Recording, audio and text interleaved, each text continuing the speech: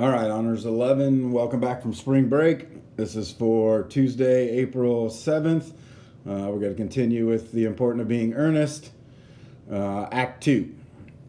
So just to kind of go over the previous assignment, you were supposed to read the article I gave you and discuss how doubleness is seen in that first act, and we'll see it throughout the play. Most of you did a good job on this. You saw that, Jack and Ernest, he goes by Ernest in the city, so he can kind of get away with some things and not be responsible. And then he goes by Uncle Jack when he's in the country and around Cecily. And then also we saw Algie, he doesn't have a double, but he has Bunbury, his invalid friend, that allows him to get out of invitations he doesn't want to go to, like going to his aunt's house or other things. So he invents that person and is able to get out of the city and go and do what he wants and not be responsible out in the country. All right. So our focus for this reading is going to be marriage and courtship. We're going to meet some new characters. We'll finally meet Cecily and Miss Prism and Dr. Chasuble, who is the kind of country reverend around there, kind of like a Mr. Collins type character, so you can think of him that way. And then Miss Prism is Cecily's governess or kind of tutor or teacher. Okay, so what we need to focus on is jokes again. Only this time I don't need to know what kind it is. I just need to know what Oscar Wilde is trying to argue through these characters and what they say and how they see things. So I want you to choose one or the other, not both. Okay, so either what people have to say about marriage or what people have to say about courtship, right? Or people getting to know one another before they get married. Okay, so just choose one or the other.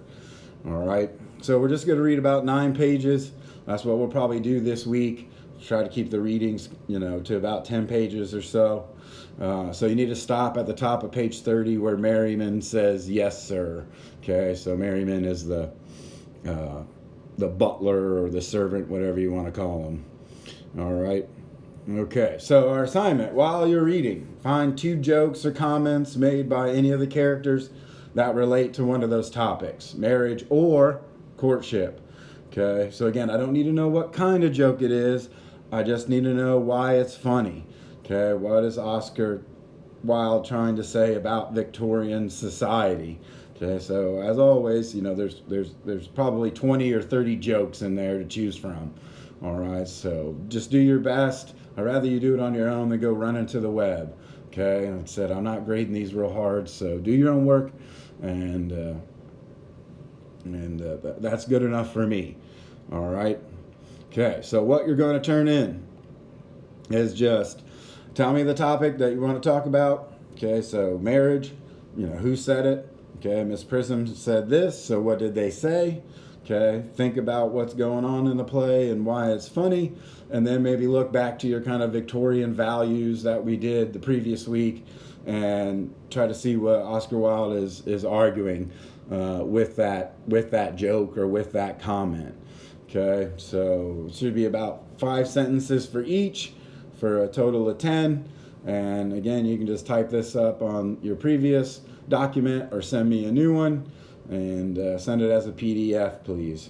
Okay, if you can, try to have a topic sentence. Try to, use quotes correctly, cite correctly, all the things we've been working on all semester, really. Okay. So as always, if you got any questions, send me an email, and I'll see you tomorrow. Later.